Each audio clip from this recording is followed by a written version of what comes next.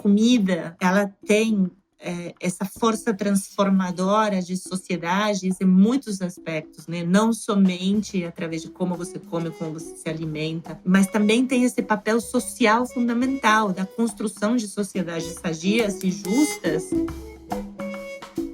Uma comida elegante é uma comida muito carregada em sabor e frescor, muito fresca. Algo que te lembra de onde que a comida veio, que te lembra do espaço e do momento onde você está e que alguém fez isso para você faz pouco tempo. Alô, alô! Tá começando um novo Cadê a Receita, Rita Lobo? Toda terça-feira a gente se encontra aqui nessa minha cozinha sonora com um convidado especial e uma saborosa receita de vida. Vamos nessa? Cadê a Receita, Rita Lobo? Apoio Azeite Andorinha. Hoje o papo tá especial, viu? É papo de cozinha na cozinha com cozinheira. Anota aí os ingredientes. Uma infância na Argentina.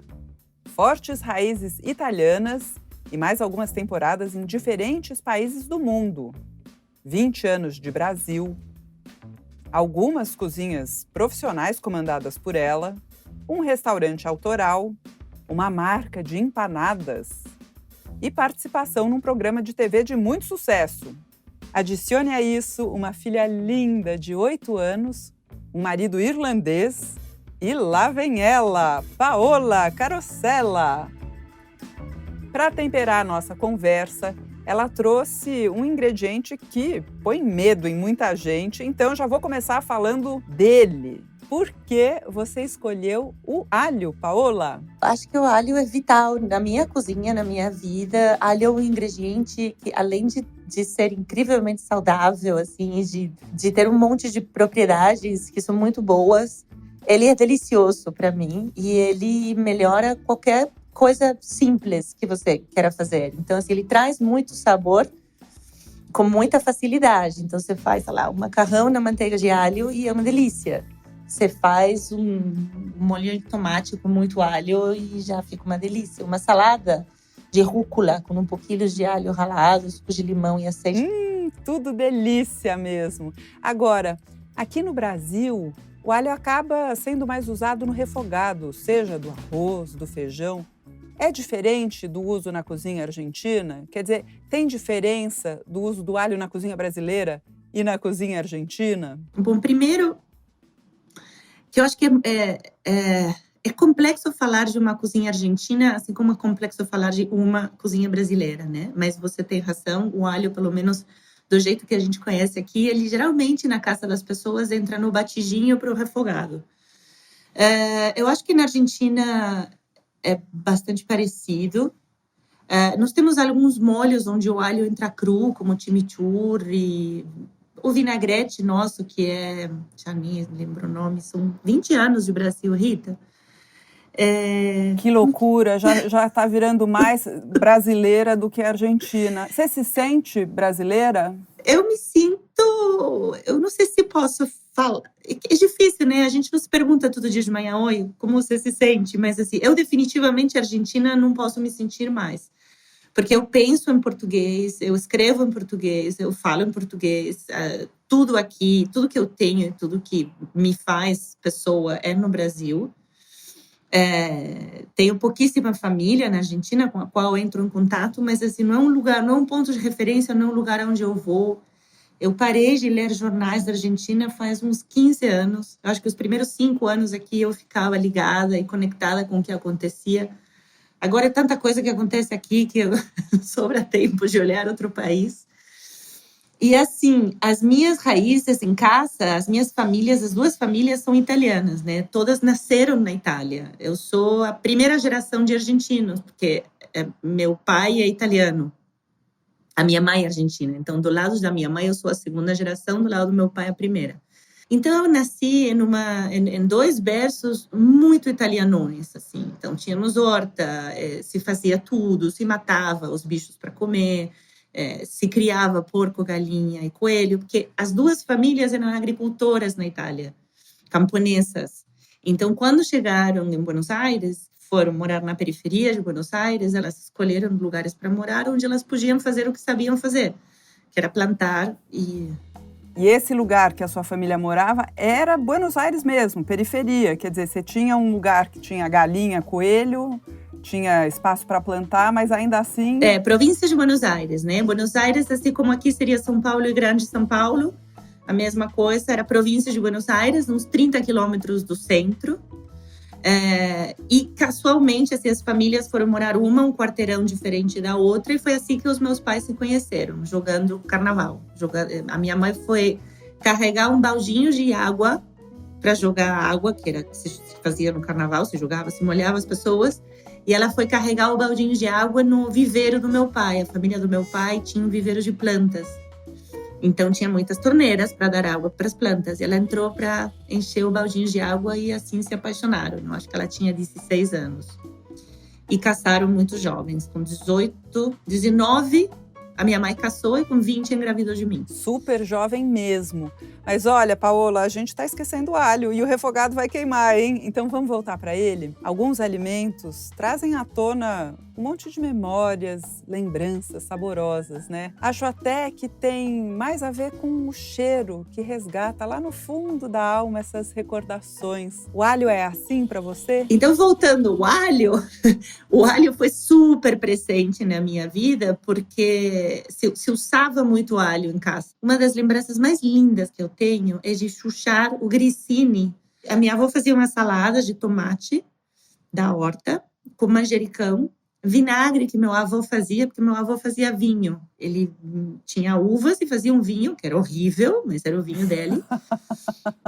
Mas não importa, né? Não importa. Era o vinho do dia a dia. Era o vinho dele. E ele também tomava vinho com soda num copo de aço inox. Assim, não era. A gente não vem do lado refinado da Itália.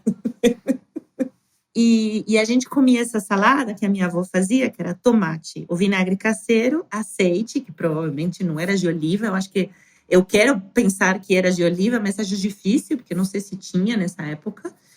E alho e manjericão da horta. E aí, quando a gente comia a salada, sobrava o suquinho, né, na saladeira. Aí eu pegava os grissini e eu quebrava eles e fazia umas migalhas que enfiava lá dentro. Quando ficava tudo chuchado no azeite, eu comia isso com colherzinha. Fazia sua papa al pomodoro com grissini. Fazia uma papa al pomodoro. Que delícia! Então já vou pegar o gancho da papa al pomodoro que você fazia ainda criança para entender como você foi parar no fogão. Mas antes, um parêntese para você que está acompanhando o nosso papo e nunca provou essa papa al pomodoro, que é uma sopa grossa, feita com tomate fresco, azeite, alho, manjericão e pão velho. Olha, fica uma delícia! E o grissini é aquele palitinho bem crocante, que, aliás, tem receita no Panelinha. Agora, Paola, me conta, como você chegou na cozinha? Eu acho que eu fui muito impregnada pela cozinha em diferentes momentos ao longo da minha infância e adolescência. Minha mãe separou do meu pai muito jovem, com 2 anos e meio, mais ou menos, a gente foi morar em Buenos Aires, num apé, bem pequenininho. E ela decidiu estudar direito. E então, ela tinha 2 empregos e estudava direito. Então, eu passava todos os finais de semana na casa das minhas avós, de uma ou da outra. Muito mais a minha avó materna. Provavelmente de sexta até segunda de manhã eu estava lá. Então, nessa época, criança não tinha programas de criança. Assim, criança ajudava adulto. Minha forma de passar o final de semana com elas era na horta, costurando, ajudando a enrolar o novelo de lá, assistindo TV. E na TV tinha uns programas de culinária que a minha avó amava de assistir, vários. Então eu assistia todos esses. E aí depois ajudava a colher legumes, ajudava no jardim, dava comida para as galinhas, brincava com os coelhinhos, depois eu comia os coelhinhos. Assim, essas coisas aconteceram várias vezes, né? De eu assim, nossa, que delícia, quem é? E aí eu fui crescendo, e na adolescência eu comecei a cozinhar para passar o tempo, porque eu passava muito tempo sozinha E a minha mãe também trabalhava muito, muito mesmo, assim. Então, eu comecei… esses programas de culinária que eu assistia com a minha avó, eu assistia em casa também. E quando voltava da escola e terminava de assistir o programa, eu ia para a cozinha e copiava ou tentava imitar os gestos e as palavras que elas falavam e as receitas que as cozinheiras culinaristas da TV faziam, e aí preparava o jantar. E assim eu fui entrando num encantamento com a cozinha muito… que ia além do desejo de aprender a cozinhar. Eu acho que era mais o momento que a cozinha me propiciava. Era o entretenimento, era o encantamento. Não era tanto um desejo de como eu posso fazer isso melhor. O primeiro encanto veio mais de como a cozinha preenche o espaço.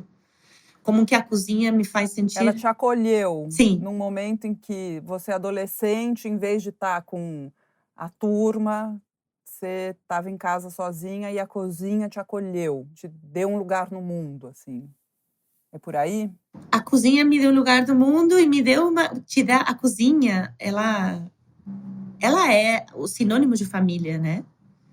Então, quando você não tem e você precisa ter eu acho que eu inventei. Então, eu falava na cozinha sozinha porque eu falava com os ingredientes. Eu contava a receita que eu ia fazer. Eu abria a geladeira e falava, então, agora eu vou abrir a geladeira. Eu vou tirar uma cebola, vou descascar a cebola. Como se eu tivesse um programa de TV mesmo, né? E assim eu preenchia o espaço. Eu preparava o prato, eu montava a mesa, eu enfeitava a mesa com florzinhas de papel que eu fazia. E tudo isso ia criando uma sensação de lar que eu não tinha. Que eu nunca tive. Quer dizer, eu tinha referências disso na casa da minha avó, mas na casa da minha mãe, não, porque éramos só ela e eu, e ela era muito jovem, né? Absurdamente jovem, ela ser mãe com 20 anos. E depois decidir que queria uma carreira, que queria estudar e que não queria ficar casada e que queria uma vida própria, isso é difícil para a mulher, porque você precisa escolher uma coisa ou a outra. Ela já tinha uma filha.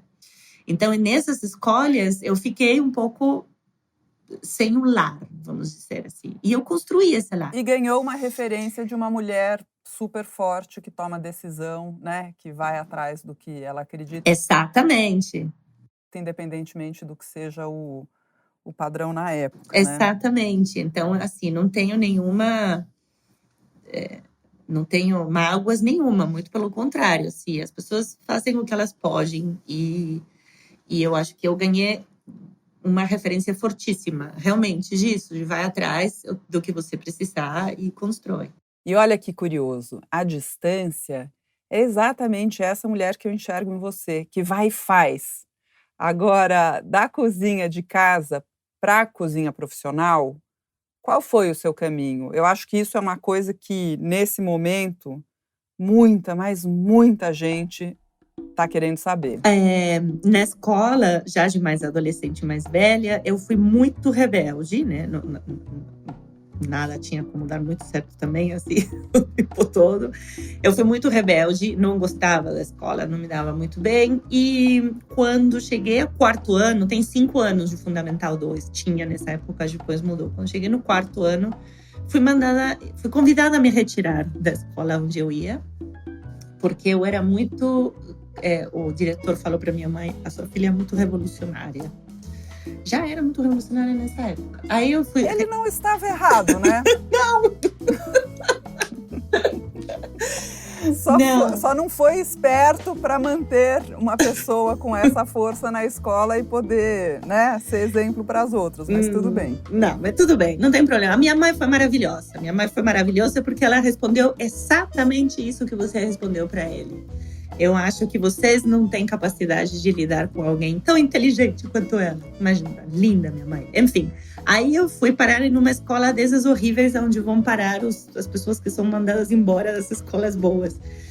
E eu não gostei. Fui um mês e realmente não gostei. Assim, não curti. Então eu falei para minha mãe que eu ia dar todas as matérias no final do ano e passar de ano, mas eu não ia frequentar a escola. Então eu ia estudar em casa.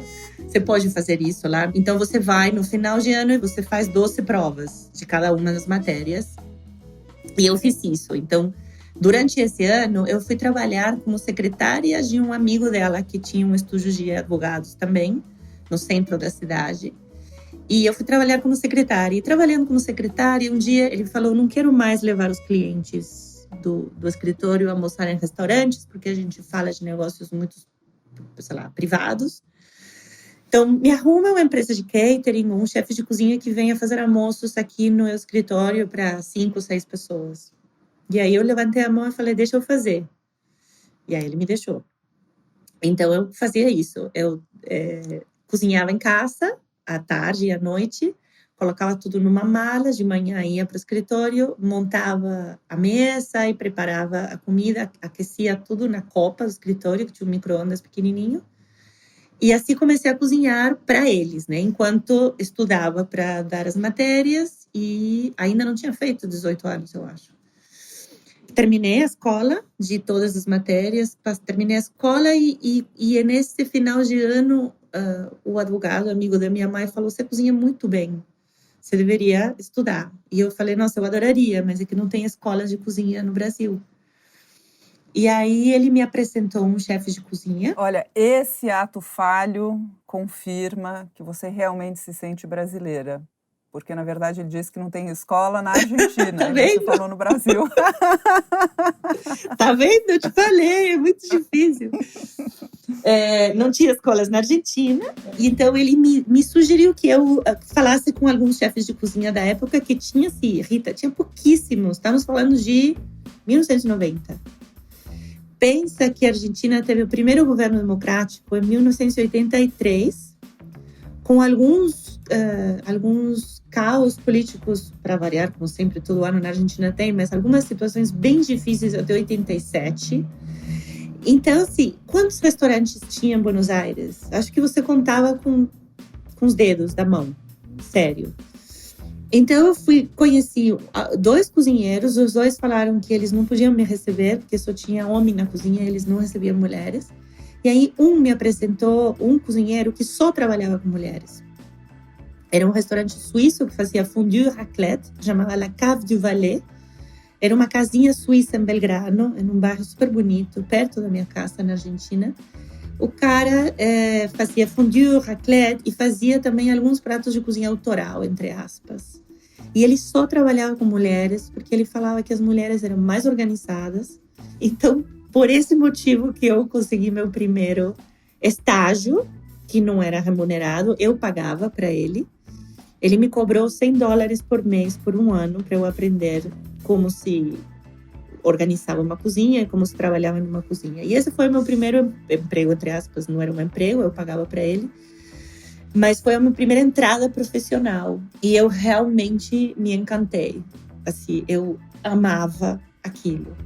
Eu acho que teve 2 fatores muito importantes. Assim. O primeiro era a multidão, o número de pessoas. Para quem vem de uma família muito pequena, onde era eu comigo mesma, durante muito tempo do dia, começar a ter outras pessoas em volta e interagir com outras pessoas e com outras mulheres, eram só mulheres. E eram só mulheres mais velhas do que eu. E eram mulheres de uma classe social bem mais simples do que a minha. Não que eu fosse rica, mas era uma classe média que tinha ido para a escola. E não era, talvez, uma classe de mulheres que não tem tanta saída, né? Era também um outro tempo da cozinha. Claro. Era um lugar bem menos glamuroso. Mas deixa eu só te perguntar uma coisa. Desse estágio, digamos assim, né, um estágio em que você pagava para trabalhar, você foi trabalhando em outros restaurantes? Você acabou tendo alguma formação de cozinha? Só trabalhei. Você foi Desse pulei para outro, e desse para outro, e desse para França, e da França para Buenos Aires para Uruguai, Brasil, Inglaterra, Califórnia, Uruguai, Brasil. Não, Uruguai, Nova York, Brasil. Deu para viajar um pouco também, né? Viajei trabalhando e foi assim, eu nunca tive formação profissional, nunca fiz um curso, assim, sim tenho muita leitura. O segundo restaurante onde eu trabalhei era de um cozinheiro creole francês, nascido na Ilha de la Réunion, que era sociólogo. Um cara super inteligente. E ele falava que eu precisava ler muito. Não somente livros de cozinha, mas livros de todo tipo de cultura, de todo lugar, de qualquer coisa. Então, ele me recomendou alguns, e um desses era o Larousse Gastronomique, que é a versão francesa, uma edição jovem, assim, não uma edição recente, porque agora perderam muita qualidade. Mas... E aí, então, com ele, assim, o meu lado mais acadêmico, vamos dizer, de estudo, veio dos livros. E depois, a cozinha que se aprende muito, você sabe, né? Se aprende cozinhando. Pois é, cozinhando, viajando, comendo.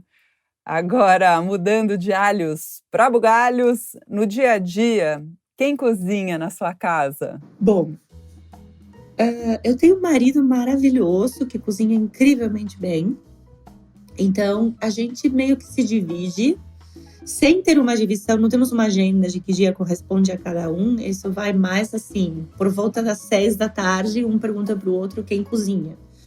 E às vezes ele, que já começou a cozinhar e começou a cozinhar mais cedo, às vezes sou eu, geralmente sou eu. Quem mais cozinha em casa? Eu adoro organizar as compras e depois que as compras chegam, é com isso que a gente meio que vai cozinhar. E eu sou cozinheira profissional, então assim, cozinho bastante rápido também, consigo me virar muito rápido. Mas o Jason cozinha muito bem e ele cozinha bastante. E o Bautista, que é meu primo, veio morar com a gente faz 3 anos, quando ele tinha 22, era um bebê. E trabalha no Arturito, no meu restaurante, e eu adotei ele como meu filho mais velho, irmão da Francesca. Então, ele cozinha também. Então, a gente se divide. Quem não cozinha, põe a mesa, lava a louça, é todo um ritual, assim. Ou faz uma salada, mas por volta das 6h30, 6:45, a gente se reúne em torno da bancada da cozinha para fazer o jantar acontecer. E como fica a rotina quando você está gravando para a televisão? Você leva a marmitinha? Gravar MasterChef é difícil, porque a gente come muito.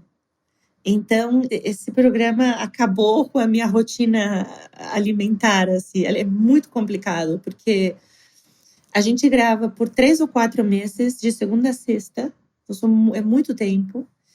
E você tem que experimentar muita comida, né? Geralmente são assim 20 participantes, então são 20 pratos. Por mais que você coma uma garfada ou 2, são 40 garfadas de comida. E você experimenta isso 2 vezes ao dia, porque uma é on camera e a outra é fora das câmeras. Então são, às vezes, 80 garfadas de comida. Então, assim, nos primeiros dias eu sou super bonitinha, levo as minhas marmitas, tomo meu café da manhã, tudo direito. Já no 4º dia já é uma bagunça, porque nenhum corpo entende por que você tem que comer 40 brigadeiros às 2 da tarde, por exemplo. Não existe. Ou 40 mocotós.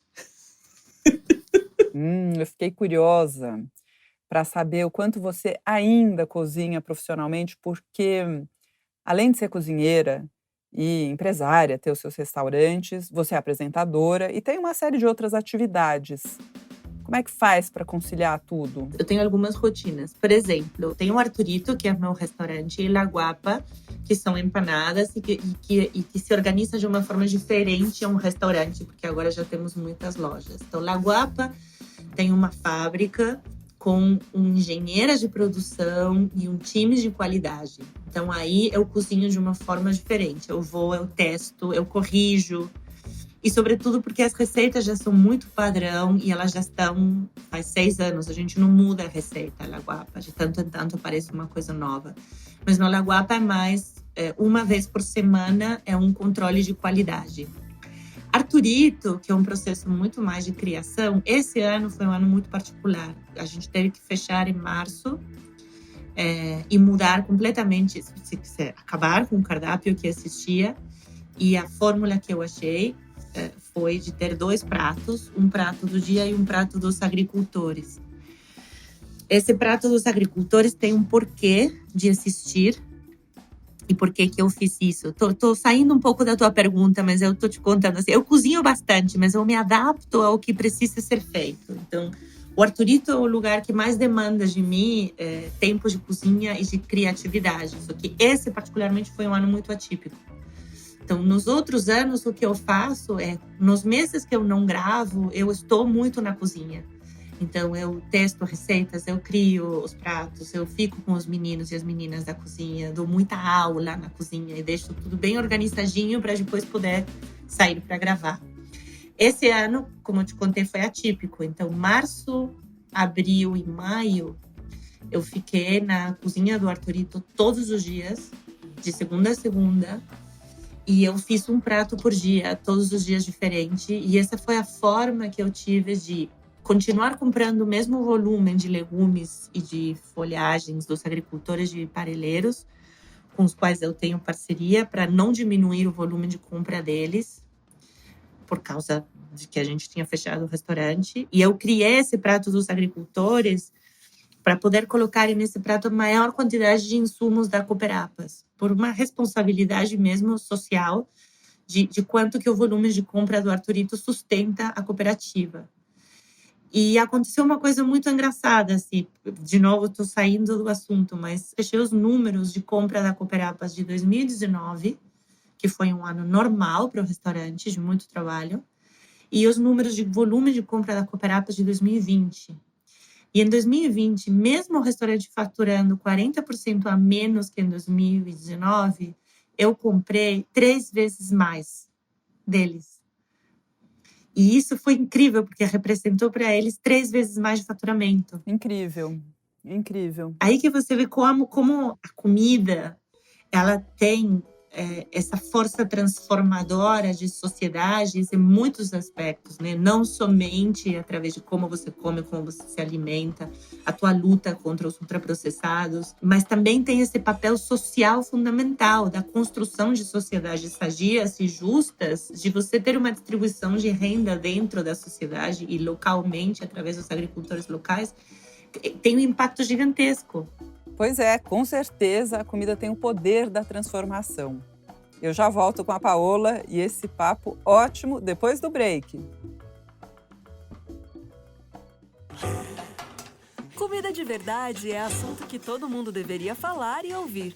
Por isso anota aí, toda terça tem um episódio de Cadê a Receita, Rita Lobo? Saindo do forno com um convidado especial. E se tem alimentação de verdade, tem azeite de verdade. Os azeites Andorinha são 100% de suco de azeitona, produzidos de forma sustentável no maior olival de Portugal. Andorinha, porque azeite não é tudo igual. Tô de volta com um recado. Eu conversei com a Paola no finzinho de 2020. Então, quando a gente diz esse ano, na verdade, é no ano passado, tá? Paola, você comentou do desafio do Arturito, né? E como foi seu 2020 nas outras áreas da vida? Como mãe, como mulher? Eu sou extremamente privilegiada e é com muito cuidado que eu vou falar que 2020 foi um ano extremamente difícil, porque eu sou empática, porque eu tenho empatia para aqueles que sofreram horrores. Mas para mim, pessoalmente, foi um ano de muito reencontro. Eu tive a sorte de me reencontrar com a minha casa, com a minha família, com a minha filha, de passar muito tempo com ela, de construir um laço muito mais forte do que talvez eu tenha tido até agora, porque essa coisa de gostar muito de trabalhar e ser bem-sucedida profissionalmente, entre aspas, faz com que você tenha muitas demandas. E satisfazer essas demandas faz parte de uma mulher que gosta de trabalhar. Mas esse ano me obrigou, de alguma maneira, a passar muito, muito, muito tempo em casa. E eu descobri o quanto eu amo isso e o quanto foi importante para o meu relacionamento com Francesca. Quanto que a gente construiu laços que talvez eu não tenha construído com ela quando ela era mais pequenininha, porque eu estava muito tempo fora de casa. O desafio profissional é uma coisa que eu tô tão acostumada, mas tão acostumada, porque nunca foi fácil, que quando começou, eu coloquei a doma e a calça larga, ia todos os santos dias, 7 da manhã no Arturito, voltava, deixava a roupa no saco, do lado de fora de casa, entrava quase pelada, se as pessoas que moram no meu bairro iam entrar de calcinha e sutiã, ia direto para tomar banho.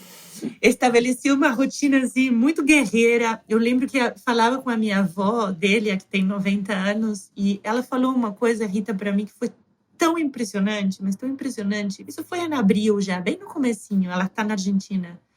Ela falou, pelo menos na minha época de guerra, a gente ouvia as bombas. E eu entendi que a gente estava numa guerra silenciosa.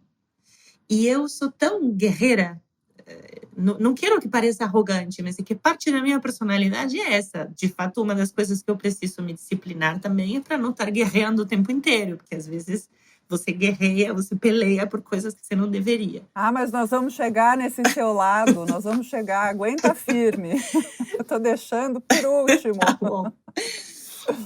Então, profissionalmente, não foi tão terrível, porque, primeiro, a empresa estava sólida, então tinha caixa para segurar o golpe que foi da perda de faturamento.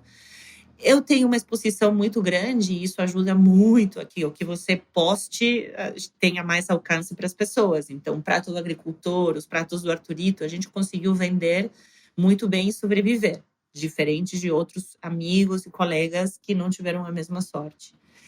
Do ponto de vista pessoal, foi muito difícil. Eu fiquei muito triste eu acho que até setembro. Me deu muita tristeza ver tudo o que estava acontecendo. Eu fiquei muito suscetível às tristezas dos outros. E do ponto de vista do relacionamento, meu marido e eu descobrimos que somos dois bichos muito independentes e que acharam muito difícil ter que viver independência um do outro. A gente se superou. A gente teve assim, um ano bem punk de brigas e de discussões, mas que eu, assim, com muita alegria, batendo palmas para nós dois, que terminou muito bem, que está terminando muito bem, que termina com a gente muito junto. Há quanto tempo vocês estão casados? 7 anos. Não é tanto, né? Também tem a crise dos 7 anos. Já é um tempo. Mas por muitos anos vocês tiveram um relacionamento à distância, né? A gente teve os 3 primeiros anos, o relacionamento foi de longa distância. Mas assim, a gente se via todo mês. É como se fosse um noivado, um namoro, né? A gente casou faz uns 3 anos e pouco. E ele mesmo continua, ele agora está em Londres, assim, de tanto em tanto ele vai, porque ele continua filmando lá, às vezes. Então, 2020 foi o ano que vocês ficaram mais tempo convivendo com rotina doméstica? Acho que sim. E isso fez ele pirar, Rita, porque o cara tá acostumado, ele é fotógrafo de viagens, turismo, vinhos e gastronomia. Ele construiu a vida dele viajando. Quando ele se viu aqui, em São Paulo, e falou, acho que eu não posso viajar mais, o cara pirou. E assim, e eu também, todos nós. Tentando responder brevemente a tua pergunta, foi, do ponto de vista de maternidade, talvez tenha sido o melhor ano para mim, onde mais encontro e estabelecer laços mais inquebrantáveis com a minha filha, inquebrável, unbreakable. Relacionamento também, construir o relacionamento que termina 2020 extremamente mais sólido do que entrou. Profissionalmente, sou guerreira, estou acostumada, vai ter outros e eu continuarei fazendo isso e isso me dá muita satisfação, assim. Como pessoa, foi um ano muito difícil de ver muita injustiça, muita pobreza, muita miséria, muita burrice, muita sacanagem feita com as pessoas. E isso me abalou terrivelmente. Terrivelmente. Teve dias que eu deitava na cama para chorar. Guerrear o tempo inteiro exaure. Então vou pular para as redes sociais, porque eu vejo que nelas, né, nas redes, você acaba se expondo, opinando, entrando em debates e muitas vezes você é alvo de ataques.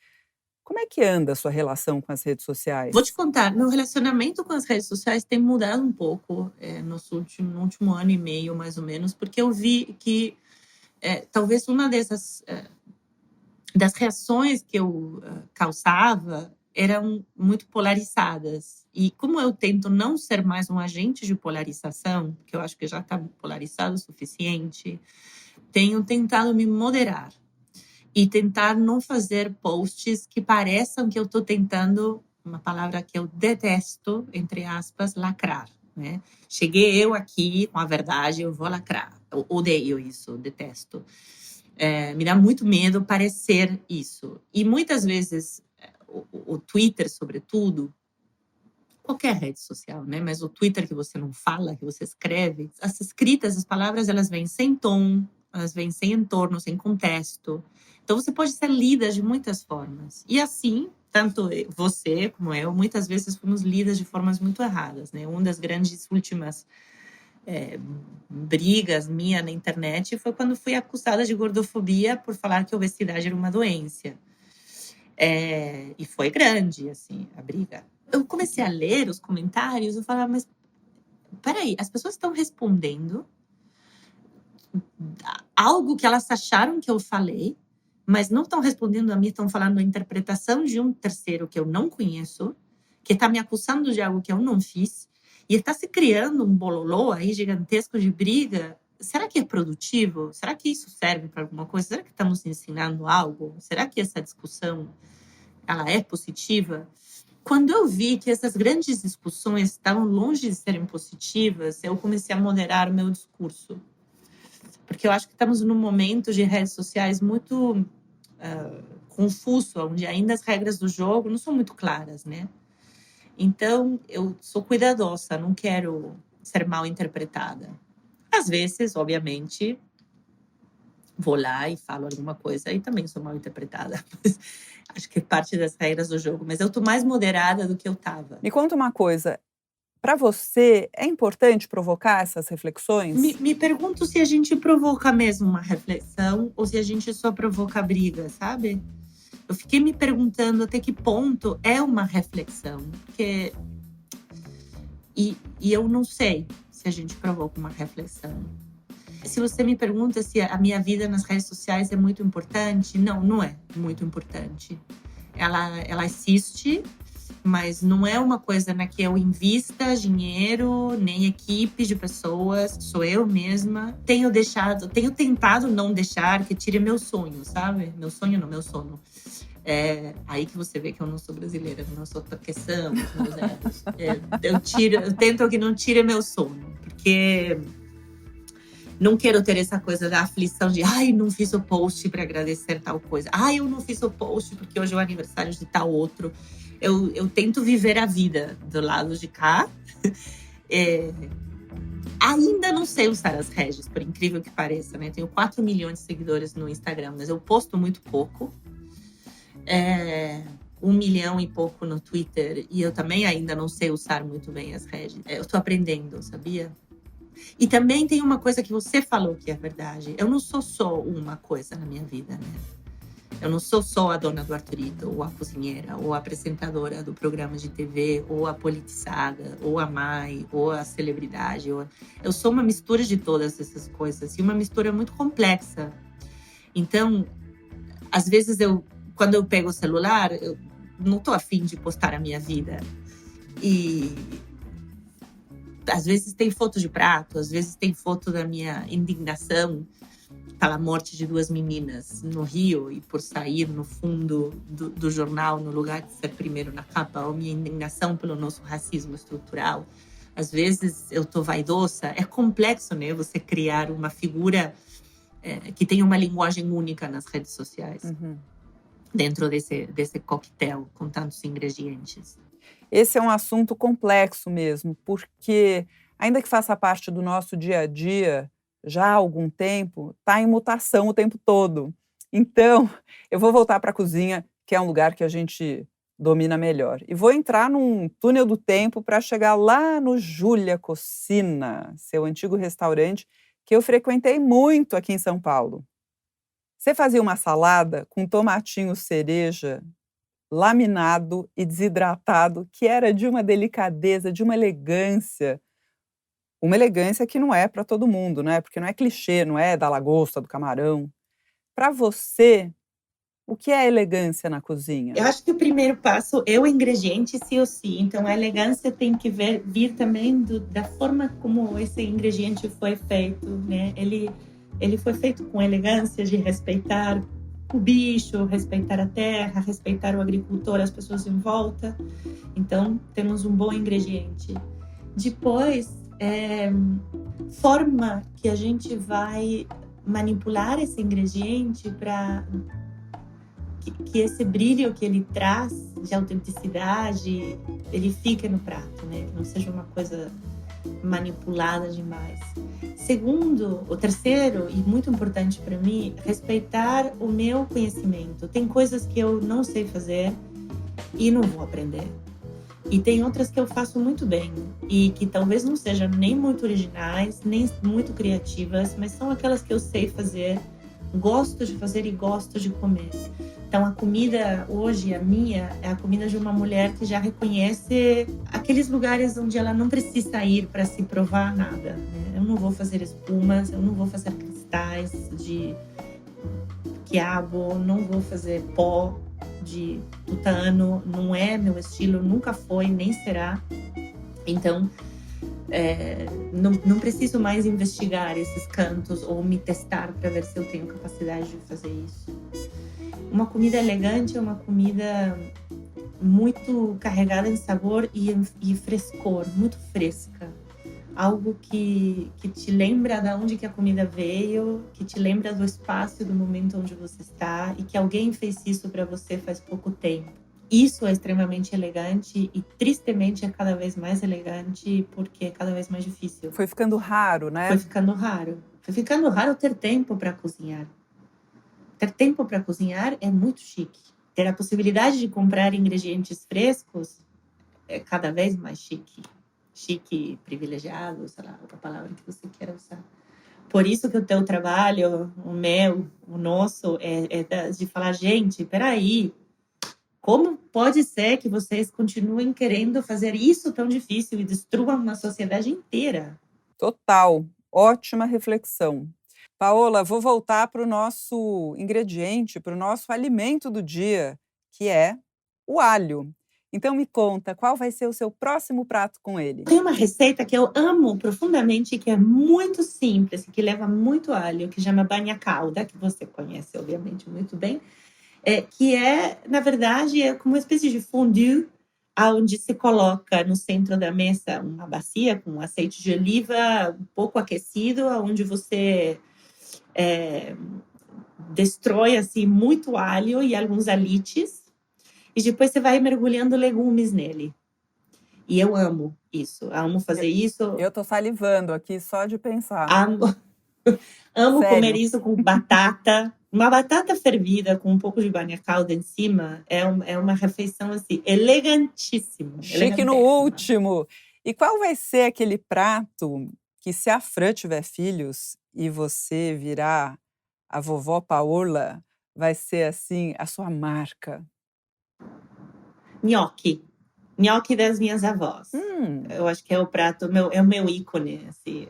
Eu faço nhoque que é incrível. E eu sou reconhecida em casa como uma pessoa que cozinha nhoque. Então, eu acho que eu quero ensinar isso para a Fran e para os filhos da Fran. Tomara que ela queira ter filhos. Tomara que ainda o mundo seja desse jeito. Paola Carosella, agora a saideira. Qual legado você gostaria de deixar para o seu público? Eu acho que se eu pudesse deixar um legado, seria o de gerar essa provocação de que a comida não nasceu na gôndola do supermercado, né? Da onde que ela vem e o que ela faz quando ela é feita e o impacto que ela causa. Acho que se eu consigo cutucar algumas pessoas para isso e falar, opa, peraí, esse nuggets aqui, ele não nasceu aqui, ele tem um impacto. Qual é esse impacto? Eu acho que isso já, nossa, é muita coisa. Maravilhosa! Bom, antes que você pergunte, cadê a receita, Rita Lobo? Eu é que vou fazer a pergunta? Cadê a receita do nhoque, Paola Carosella? Brincadeirinha, eu não ia fazer a Paola recitar esse receitão aqui, né? O modo de preparo desse famoso nhoque da minha convidada queridíssima de hoje tá lá no YouTube dela. Pode procurar pelo vídeo Nhoque da Paola e arrasa! E no Panelinha você encontra muitas receitas com o ingrediente de hoje. Tem molho de alho e limão para salada, torradinha de alho, Pasta de alho assado, dá até água na boca, fica adocicada, você acredita? Arroz de brócolis com alho dourado, fora um monte de dicas para você aproveitar melhor o alho.